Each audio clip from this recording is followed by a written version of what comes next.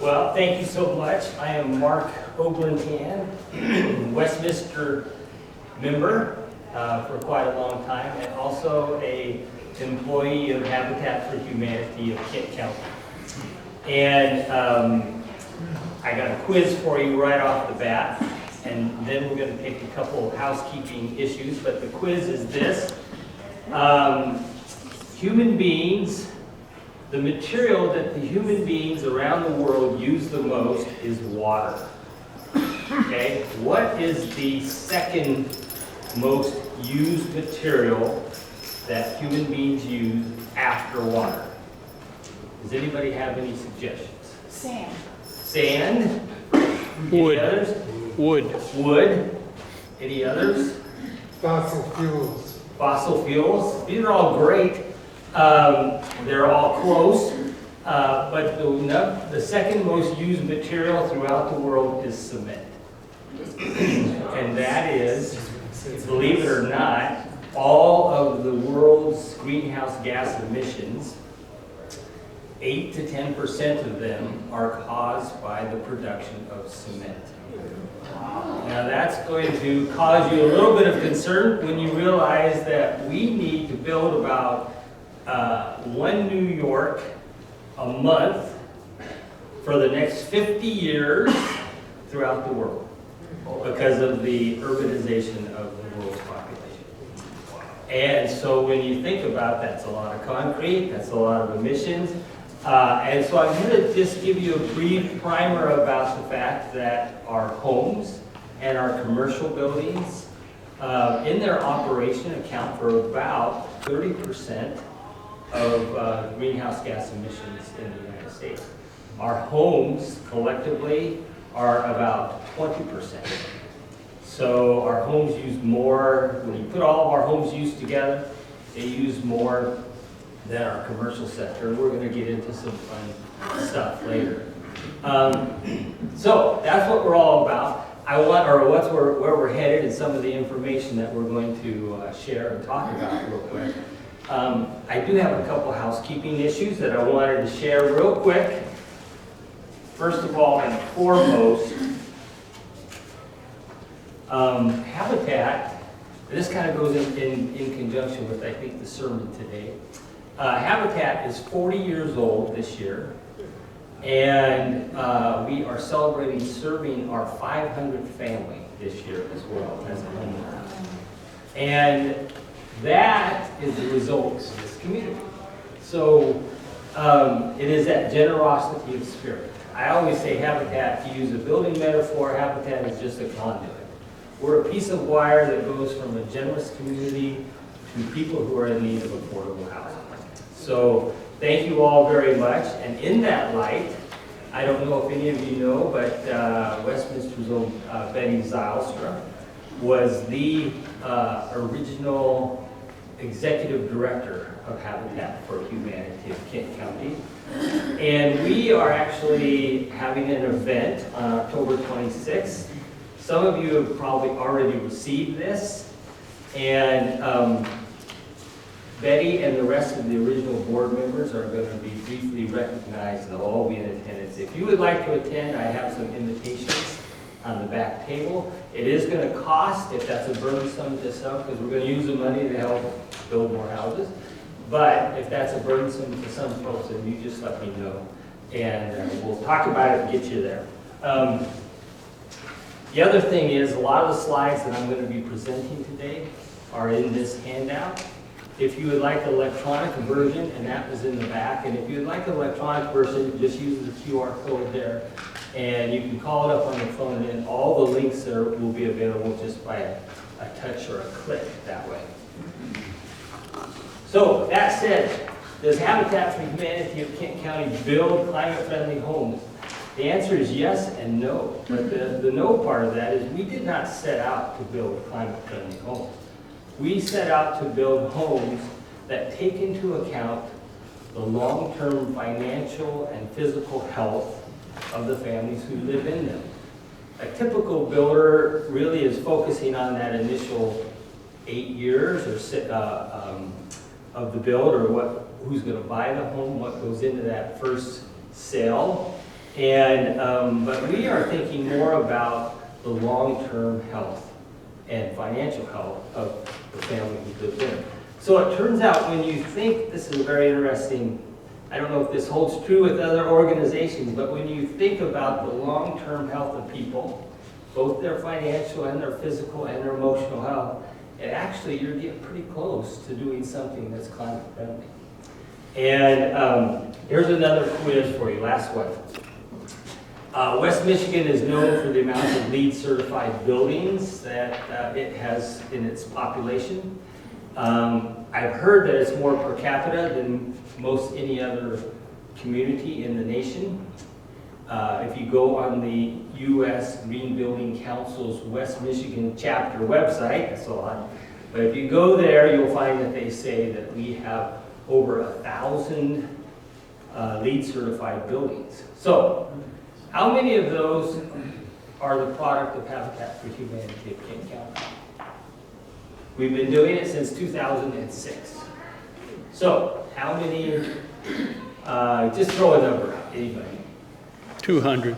200? Wow, boy, whoever said that just got it. No reason. But 200 of those 1,000 are the result of Habitat for Humanity in King County. So we know a little bit about building a real high efficiency home. And, but if we wanted to say why we did that outside of the health and well-being of the family who occupies that home, it'd be very easy to say that there is only truly one Habitat for Humanity. It's that little globe out there floating in space in between Venus, which is too hot, and Mars, which is way too cold. There's this one little perfect spot of the universe where this globe sits, and that is the Habitat for Humanity. And so we want to make sure we want to make sure that as we build for God's children in need of housing, that we do it in such a way that it doesn't harm God's plans for their future. The children that you saw in that picture are part of a condominium complex that we built, finished off about 5 years ago, I guess. They are of the age that most of them will be certainly alive if they're blessed with a good, healthy life, close to the year of 2100, which is really a critical year when you think about the progression that we're on for our climate. They'll be here. They'll be inheriting whatever earth that we give them. What this talk is not about, real quick, I'm not going to talk about policy and climate change. I can talk about policy and, it's the old carrots and sticks debate about what the government can do. I'll gladly talk about that with housing if you have any questions about that. But as far as the overall climate discussion, I'll stay away from that one. And I'm also going to stay away from any type of, since this is a church group, any type of conversation about the end times. We'll let the clergy figure that one out for you. And I'm just talking about houses. So if you are interested in housing and greenhouse gas emissions, then you're in the right spot. We're going to talk about that real quick. And I do want to influence you, though. I want to kind of rewire your brain a little bit when it comes to housing. And so let's consider a few statements. Blessed are those who plant trees under whose shade they'll never sit. How many have heard this one before? Okay, I'm going to revise it a little bit. I've got the new revised Habitat version here. Blessed are those who invest in their homes for future generations, even if they personally never recoup their investments. Isn't that the same thing? It really kind of is. Obviously, it's not very poetic, and it's not beautiful, but it's saying the same thing. It's saying the exact same thing.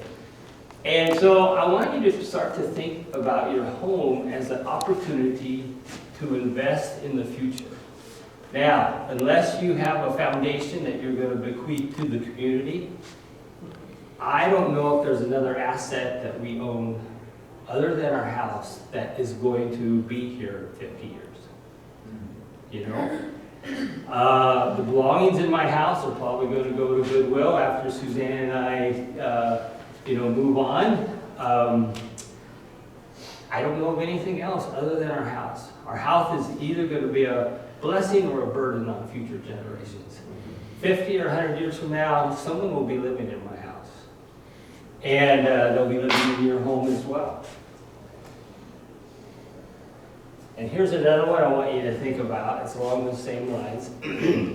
This is from this guy on the internet who he was sitting in, I was watching an interview with him. He was sitting in his kitchen, beautiful kitchen, just gorgeous. And he had also had all this extensive kind of renewable energy work and stuff around his house. And the interviewer said, well, how long is it going to take to pay this back, referring to all the renewable energy stuff? He goes, I'll answer that gladly. But you know what? No one has ever sat here in this kitchen and asked me, what is the payback for this countertop? You know, there are certain things within our house that we put a rigorous financial risk, reward, whatever analysis to. And that includes all of the things that are really most climate friendly. And then, but there's all sorts of other things that get a free pass.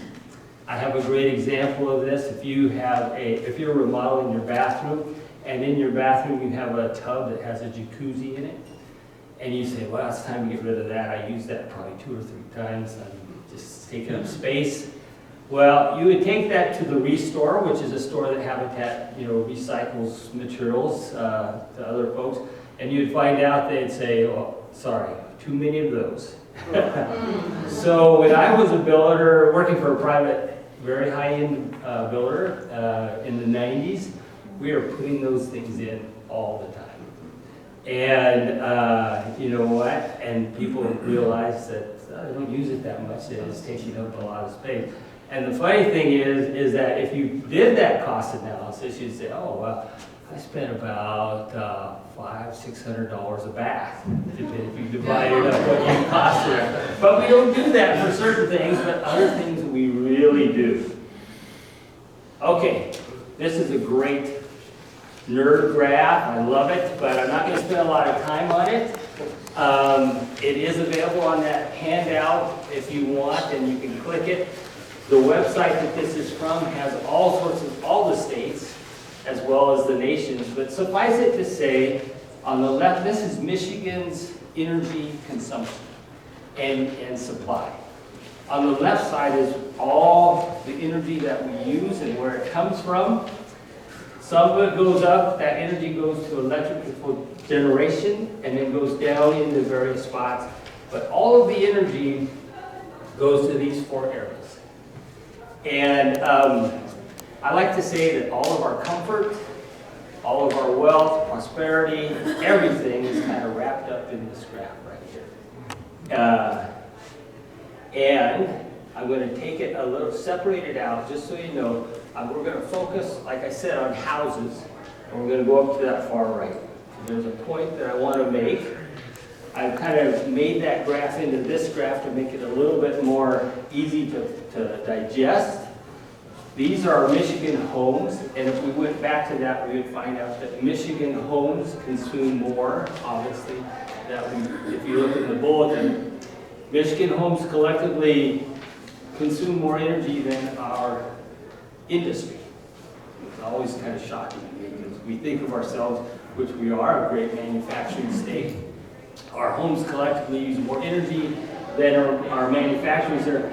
And so 26% of all the energy that is consumed and used in Michigan is consumed and used by our homes. That's higher than the national average, but there's a reason for that, which we're heading into in the next few months. But 80% of that energy is not supplied by the grid.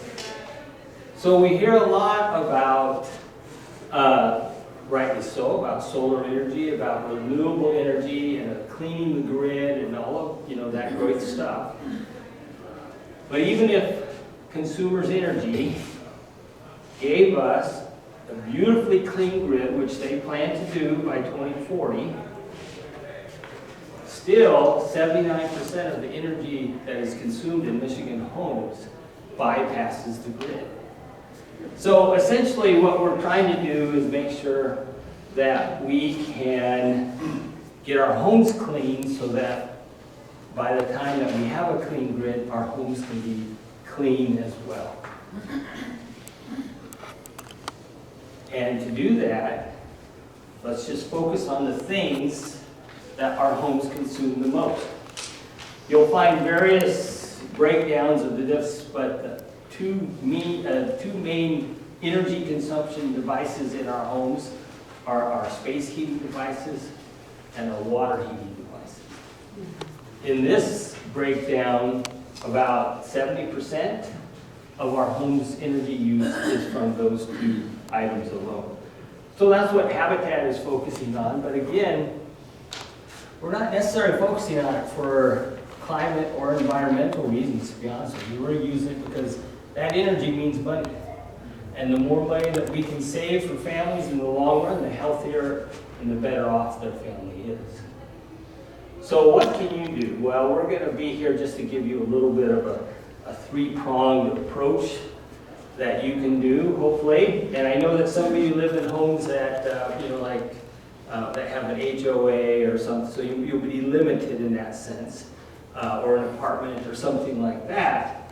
But if you just have if you have a standalone home and you're completely in charge of the decision making in that home, these are a three-step process that you can really get the carbon emissions out of your home. The first thing is to build better coats, and it's the least bells and whistles. It's the most dirty. It's the, as far as the hard work involved in doing that. But if you've got a Scandinavian in your life, like I do, you've certainly heard the phrase, "There's no such thing as bad weather, just inappropriate clothing." So anyway, I'm a Californian, and I say, yeah, there is such thing as bad weather. But we're not going to get into that right now. We'll get that into that family debate. But think of your home's insulation as a coat. And we'll get into that a little bit more, but there's a caveat to that. We're not going to efficiency our way to zero emissions. If we're after zero emissions, we simply can't efficiency our way. But wherever you're at on the spectrum, it's going to be great if the better coat that you have in a Michigan house. When you do that, then you're setting yourself up to go to stage 2, which is necessary given the technology and equipment available today. But you can, after a better coat, get the greenhouse gas emitting fixtures out of your home if you want. You have that option. And then third is not so much a habitat thing, where there are habitats who are doing solar, but third, you can make as much energy on site as possible. And I'll get into the reason why we kind of put that into those that order. But this is the one that's probably, like I said, the least fun and the hardest work, and that is weatherization. What we're trying to do is keep the outside outside and the inside inside. And there's two types of heat loss that we're trying to abate. The first type is thermal transference, which we all understand and that's where we think of our insulation in our house as a coat. So think of that coat as insulation in your house. But there's also air exchange, and that's leaks. And you want to think of this maybe to help out would be your coat's zipper. So, if we have a great coat, it really does very little good to have a open zipper, as my parents used to tell me. And there's some in the building science community who are arguing that the zipper is as important, if not more important, than the coat or the legs of the zipper. So that's a whole, we could go really deep into that if you'd like at some point, or you want to contact me, but that's great. But here, I've put this picture on the right just because this is a twofer. There's a basement that's unfinished, just a big slab of concrete that on the outside is subject to the cold, probably a leaky window, and the crack. There's all sorts of air infiltration from that. And so those are the things that we try to address, and we do address. And I don't want to sound as if Habitat's this kind kind of holier than thou thing. We have an advantage in the sense that, for the most part, we build new homes, and so it's obviously a lot easier to do this in this stage than in a retrofit stage. And in fact, there are some retrofits that we've done that are, it really is a lot of difficult work to do what we're doing here. There's no doubt about it. But what we do on a new home is we got these pre-engineered, precast foundations that we bring in. They go in. My house that we're living in now, we built it probably 23 years ago. This wall, this foundation wall in the basement, actually performs better than the exterior wall above grade that I built 25 years ago. And I built it kind of at the time that was really considered good. We have volunteers. This gentleman is from Boston College, gave up his spring break to come to Michigan and smear caulk and sealant over every joint of where two pieces of wood connect together. And then we put continuous insulation around the exterior of the house as well. And there you can see more sealant there. And in the end, we have a very tight house. And then what we do is we come along, we hire a professional to spray foam in two critical spots, and that is in what's called the rim joist. So at your basement wall where the floor system sits is one of your rim joists, and we seal that up airtight, and then the same one between the first floor and the second floor, we seal that one up real tight. And then we go into the attic after the drywall is on, and we spray that same foam over the partitions, the wall partitions there, because that's where air leaks up into the thing. And what that prevents is something called stacking or a chimney effect, whereas if your home in its full heat operation can really suck and pull cold air right out of those critical areas and into your house. So anyway, those are some things, but those are also things that if you're remodeling, you can start to consider. My son and I are in the midst of a, well, I'll tell you, after all this, Habitat homes are at about, it's a measurement called air exchanges per hour, and it's an ACH core. And just to give you a range, right now, well, when I first came to Michigan, there was no one even cared about it, no one even did it or tested it. Right now, a house, if it's built to code, has to be at least in West Grand Rapids area, is an air exchange of no more than 4 air exchanges. Your older home, if you lived in a really old home, would probably be in the 9, 10, 11 range. Habitat's homes are about coming in right lately about 1.2, so that's really good. Has anybody heard of a passive house? That's a German kind of building recipe book, so to speak. And but their code that they go for is 0.6.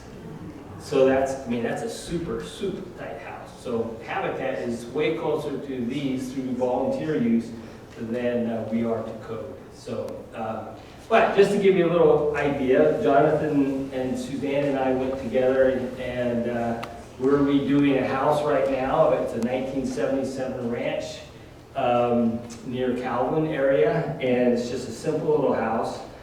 When we went in and we bought the house, it was we had it tested, and it came in at an 8. So 1977 R11 insulation, which is below code now as well, but it came in at an 8.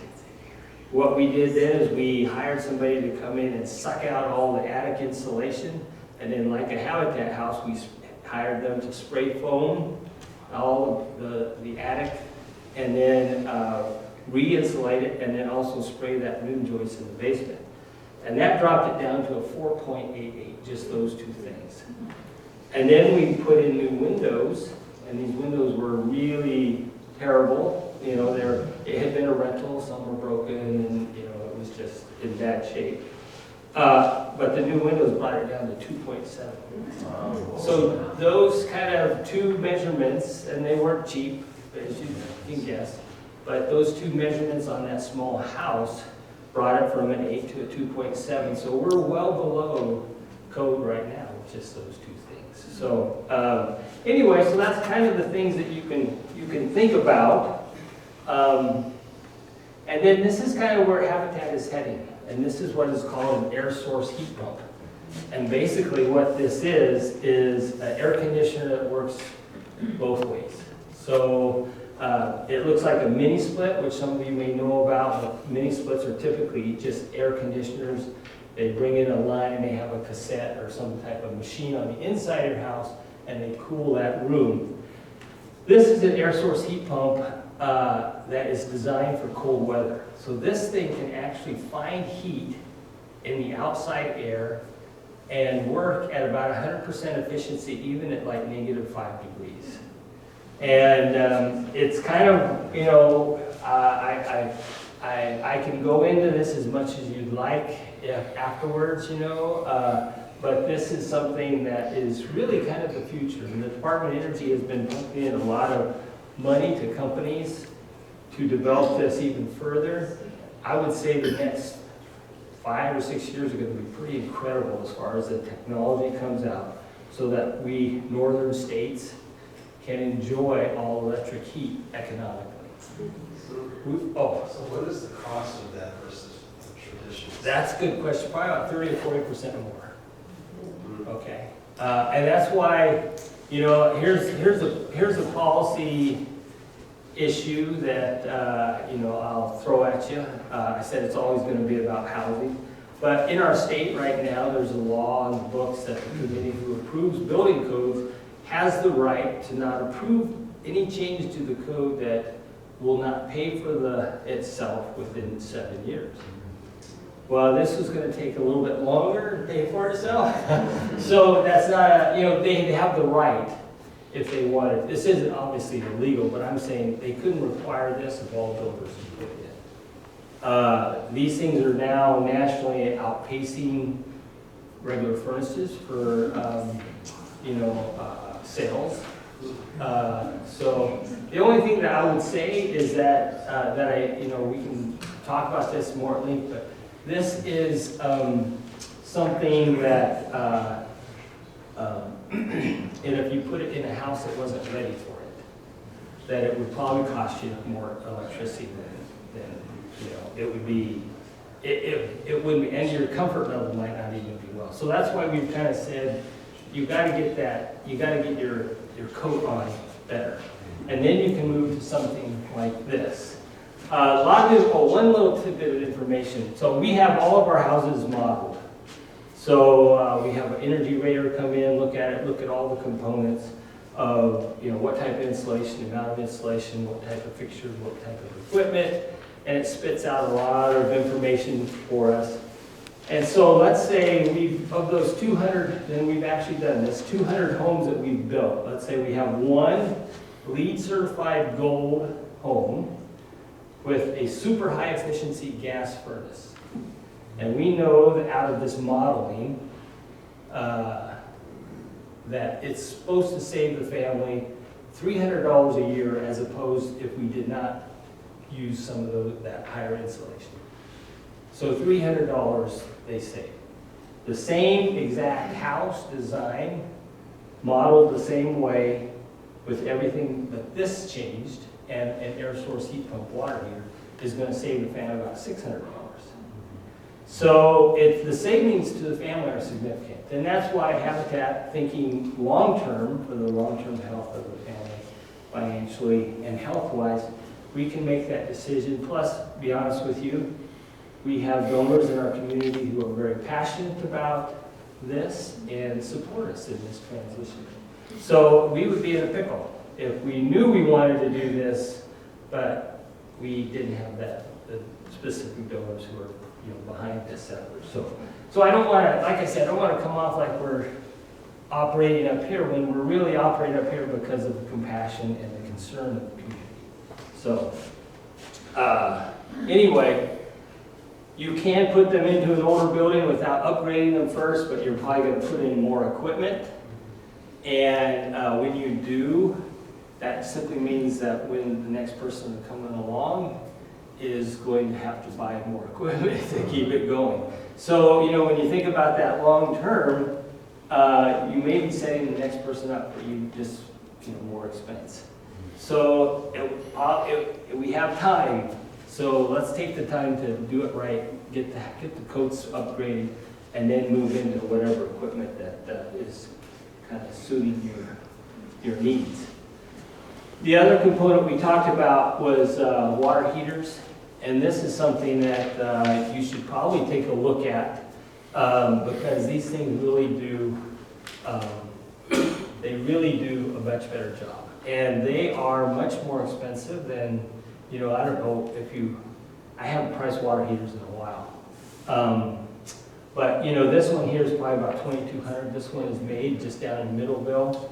So it's expensive. You can buy a cheap electric water heater at Lowe's or Home Depot, have them installed, but the price is probably about $700 or $800. A good gas one is probably in between those two.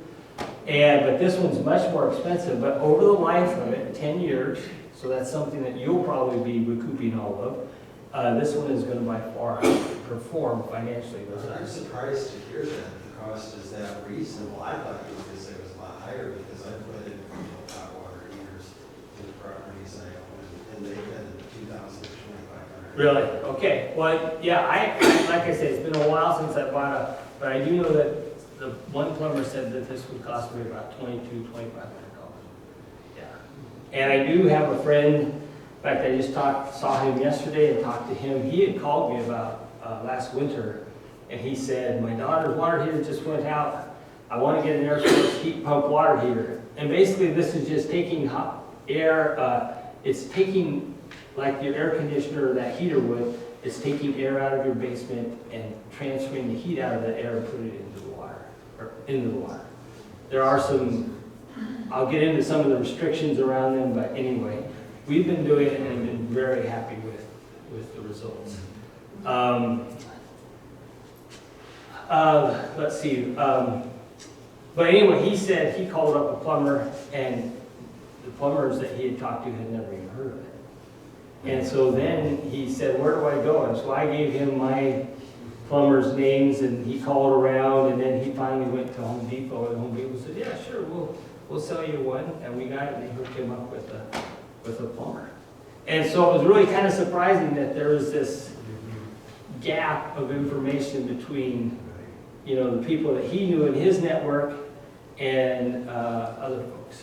So, and that kind of gets us to the one point that I want to be making about this stuff. Well, I'll do that later, but it's all about planning, and I will get to that real quick. You know, if you wanted to go the full shot, there's all sorts of other things. A lot of people have a hard time giving up their gas stoves. So I put that picture up there because that's an entry-level induction stove, and supposedly they're just as fast as in the modulation of their temperature and responsiveness of their temperature as a gas stove. I don't have one personally, I just have a regular glass cooktop thing. So anyway, and then obviously if you've been to Europe, you'll know that basically over there, all of them have air source heat pump dryers. They take a long time to dry, but they're very energy efficient, and they don't emit greenhouse gases from a gas-fired dryer. So all I'm putting that up there for is there's solutions all down the line, if you want it. We here at Habitat, Do the air source heat pump appliances have more involved maintenance upkeep? Okay, on the water heater, there is. It's pretty easy. I don't know if you ever have a dehumidifier and you have to pull out that little screen filter thing and rinse it off every once in a while. Same thing with those. They bring in air, and so you do have to rinse out that filter occasionally. Probably like the dryer too.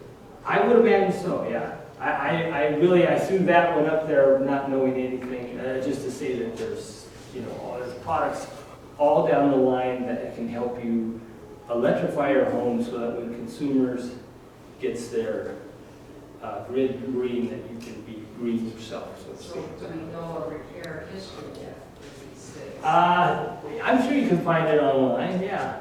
But I'll be honest, a lot of these manufacturers are coming out with new products all the time, and so they're adopting technologies that they know where the market is moving.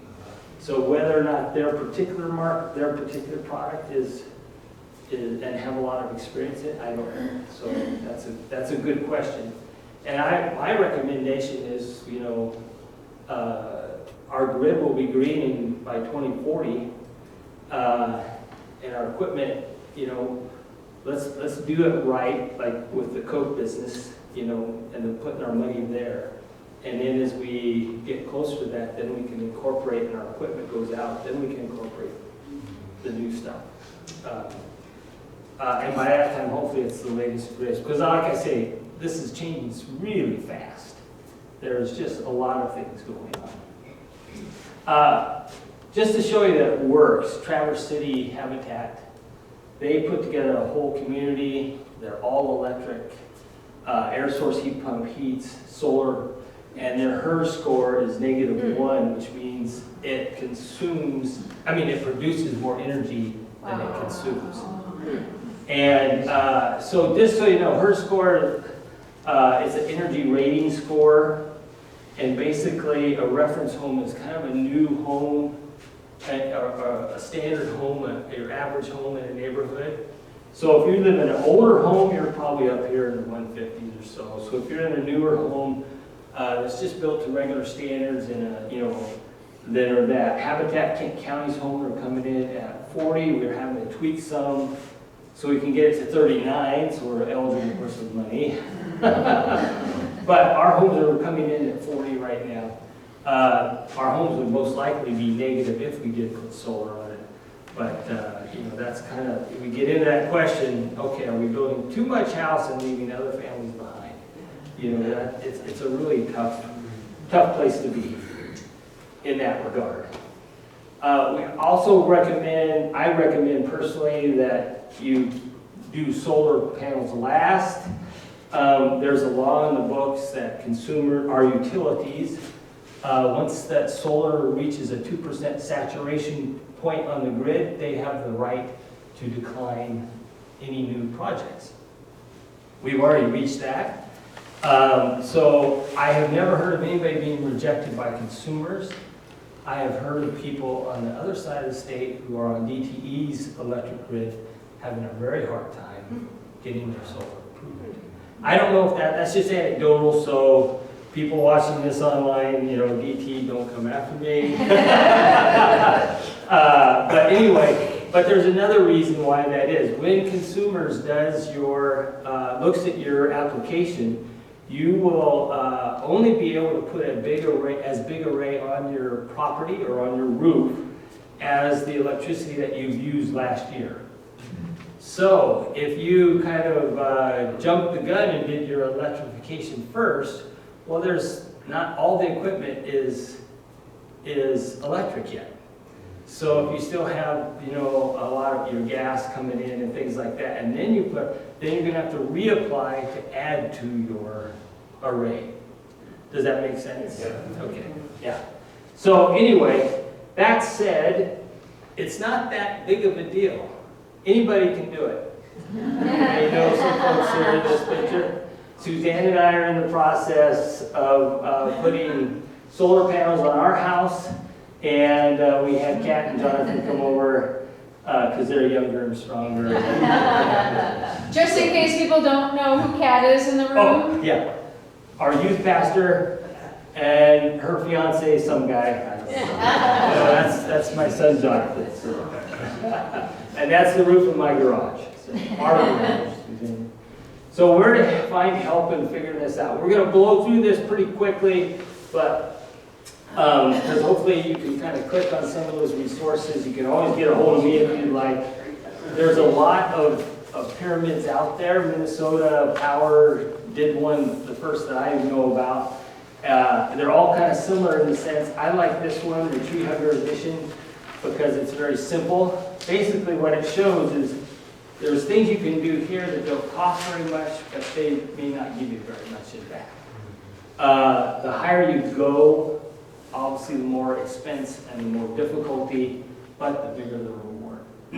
So, you know, they've got rooftop solar up here, and then they have, you know, a serious, like stripping things down and then re-insulating and putting back together up here.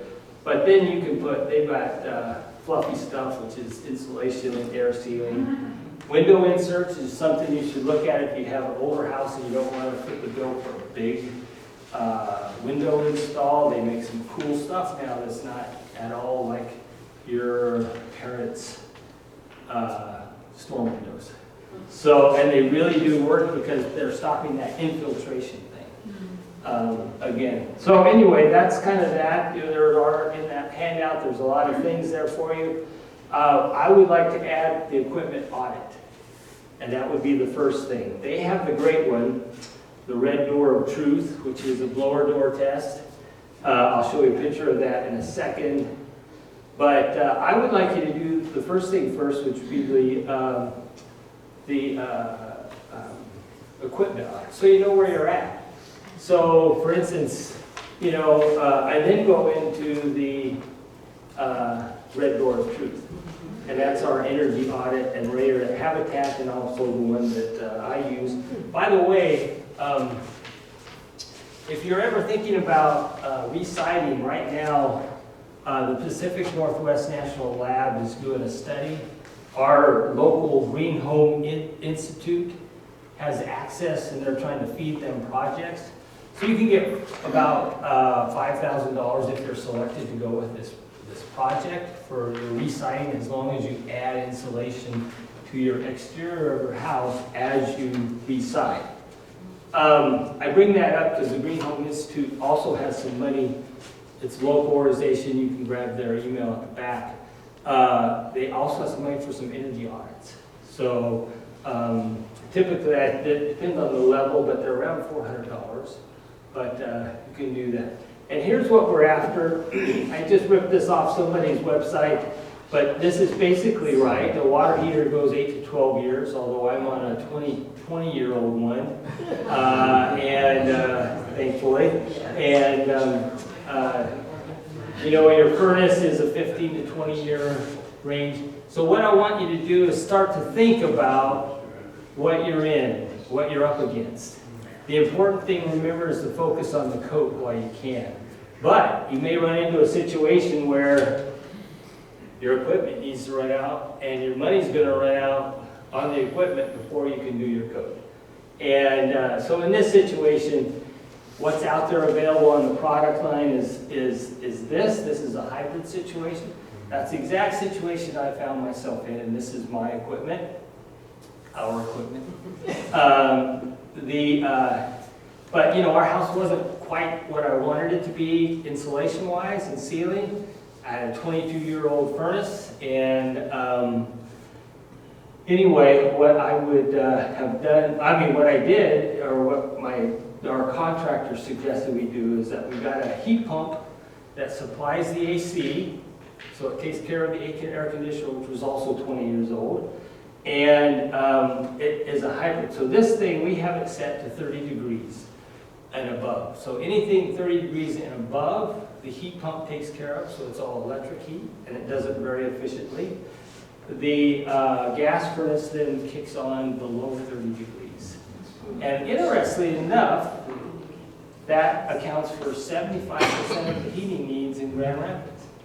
We don't really realize it because we're always thinking about February, right? But 75% of our heating needs is 30 degrees and above. So you can knock off a little chunk of your carbon footprint by doing it this situation. And so, you know, by similar note, there's other products. This is a Mitsubishi product.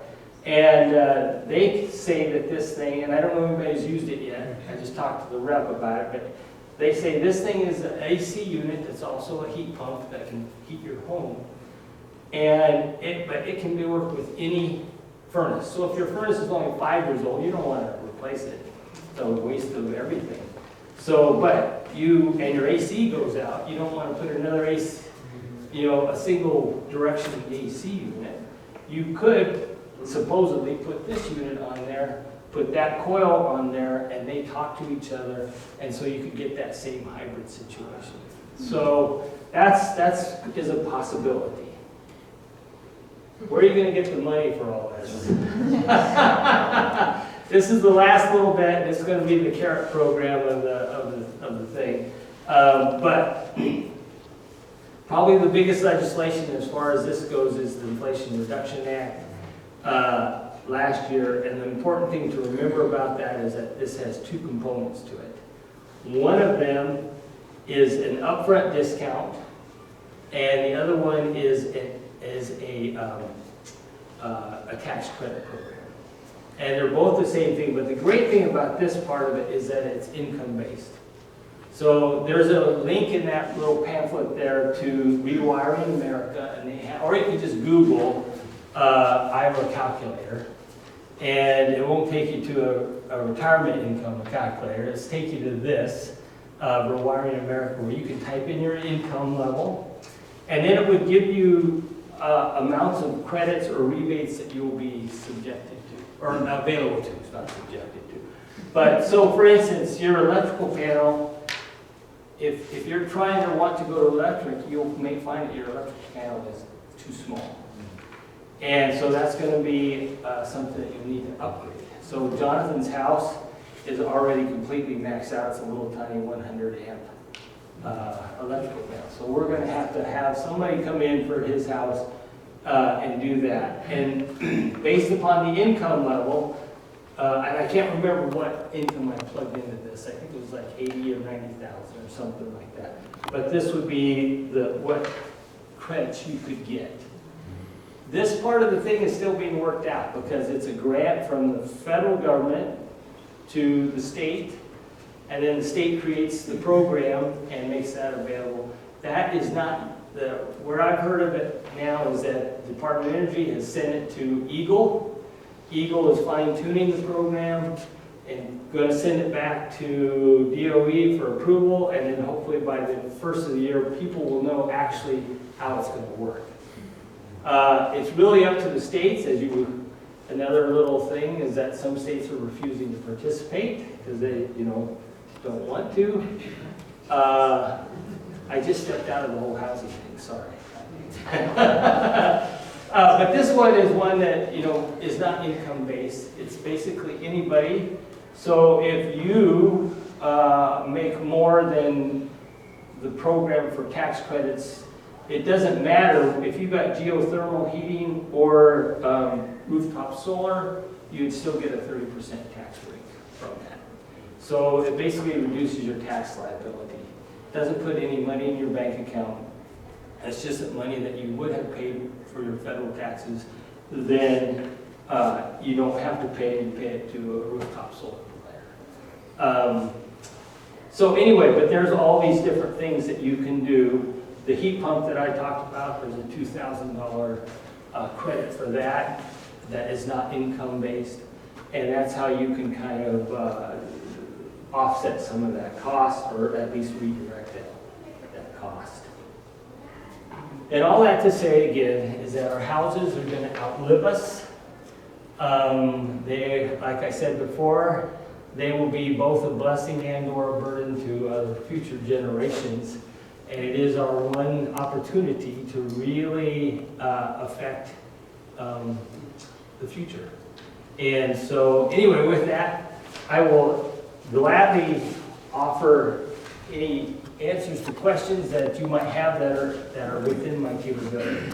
I got one back here, and then I'll come back to you. I'm gonna, if you would pass this around. Sure. Thank you. Yeah. I have a question related to health, HEALTH, within the home. On the far extreme of open, drafty, cold houses, that's not healthy at all. But I have a weird thought, can you go too far to the other extreme so that the home is super sealed, and with all our concerns about COVID and germs, can you risk making a home like a sealed germ box? Yeah, no doubt, yeah, and the answer is yes, definitely you can. This gentleman here is that stuff. But yes, definitely you can make them so tight that they are a germ factory or a petri dish. But the thing is that, so like Habitat, what we do, and I would encourage you to consider this whether you have a sealed up house or not. If you're concerned about health, if you feel like the air quality of your home is unhealthy, is that we have what's called an energy recovery unit on our systems. So it's constantly sucking air out of the air outside, bringing it in, and then just circulating air out. And as they pass through a filter, so that the heat from the inside air is transferred to the cold air coming in, or the outside air. And so, or vice versa in summer. And so what that does is then you don't lose that heat or that cooling, whatever you've done to your conditioned air. But that provides a healthier air, and it actually is very healthy after that, or all things considered. Yeah. Yeah, my question goes back to the coat of the house. You were talking about doing between the joists and like the different levels and all that. Is that a better option than just doing like the roof, underneath the roof, the top level? Well, if you have an existing house, obviously if you got 2 stories, that middle one is really, like what are you going to do, right? But I'll be honest with you, I don't know whether or not as far as the attic or the basement joist bay, which is more important. But I'm not gonna say but I will tell you what, I'll ask our energy auditor and I'll get back to you on that and tell you which one to go at. So, as far as energy loss, I would go up to the attic. But as far as the stack effect of pulling, your house kind of pulls the air out of the outside through all the little nooks and crannies. I don't know which one to combat that is the best. So.